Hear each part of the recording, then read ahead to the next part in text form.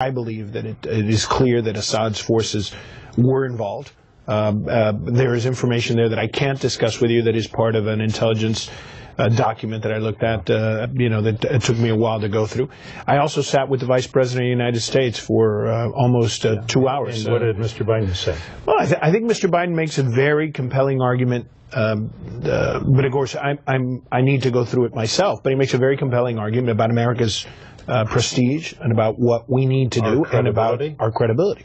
The reality is we are all in that region of the world. As you well know, we've been in there for 12 years. Iraq, Afghanistan.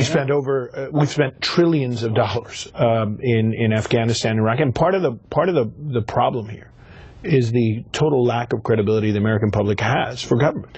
The reality is we were told we were going to go into Iraq, we'd be greeted as heroes, and we'd leave. And of course, we're still there.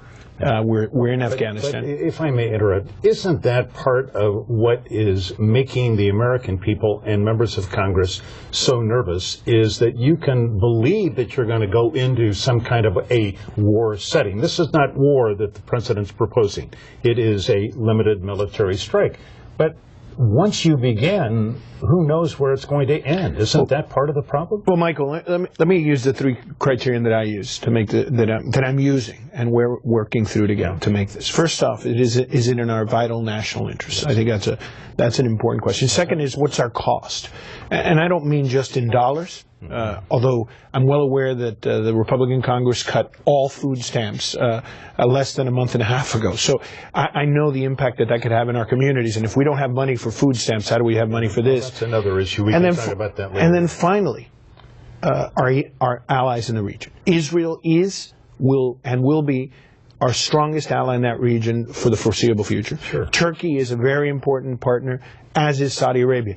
The reality, though, I'm thinking about Israel. I just returned from Israel. I was there for over a week. And you met with Prime Minister Netanyahu and generals, and again, these are confidential briefings, but what is the feeling there? What are they saying? Well, I mean, circumstances have changed from when I was in Israel a month ago, right? Nerve gas had not been used. Then, in a 2-hour briefing, on a scale like this, in fact, we know now nerve very small. These are we're talking about a few people being exposed as opposed to over 1,000 from what we're getting in the briefing now. But more importantly is, a month ago, Netanyahu and Shimon Peres, I spent 2 hours with Netanyahu, maybe an hour with Shimon Peres. Both of them said, don't get bogged down in Syria, because the battle is truly going to be in Iran and nuclear weapons. Now, they've both changed that position since nerve gas was used. They are very much for a limited strike. And that's part of the rub here, Michael. How do you do this limited strike? And if I could, without talking about targets, without talking about things that I know that most people don't know, I think people should be thinking, and here we're going to date you and I and ourselves, we should be thinking about Libya 1, right? If you remember the Pan Am strike, Ronald Reagan responded with force. April 15th, 1986, in fact, you're pressing it. I looked it up this morning because at the end of this program, I'm going to mention that and contrast what happened in 1986. President Reagan, obviously, as you well know and I know, and most of our viewers know, did not go to Congress. He didn't have to go to Congress. He thought a terrible wrong had been done at a nightclub in Berlin, 226 people injured, 3 killed, and he sent in our planes. Well, the president's already asked. And some of the president's advisors said, we're going to do this regardless. But I think it's a point of national unity, and I agree with the president coming to Congress.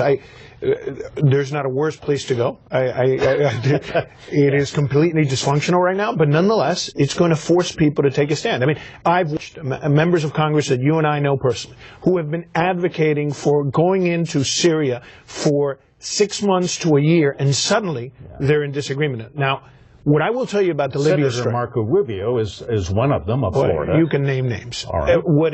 I have to work with my colleagues. What is clear is that when we did it in Libya, that guy crawled back into a hole. Muammar Gaddafi crawled back to a hole and didn't bother us for a very long time. And I appreciated that Ronald Reagan did that and took that decision.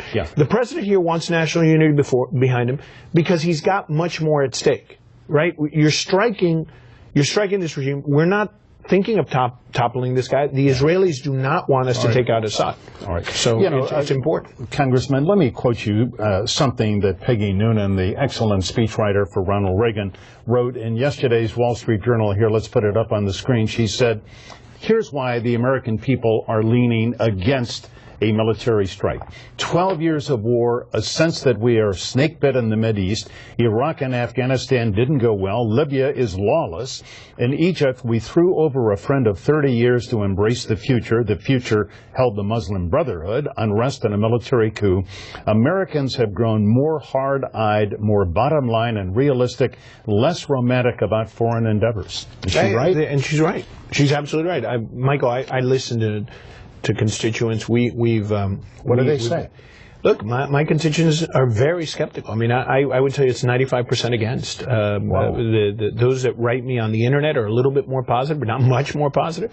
And I understand them. This is something difficult to do. And what the president is proposing to do is, the best way I can describe it is like trying to go into a China store and break a plate, only one plate with a baseball bat.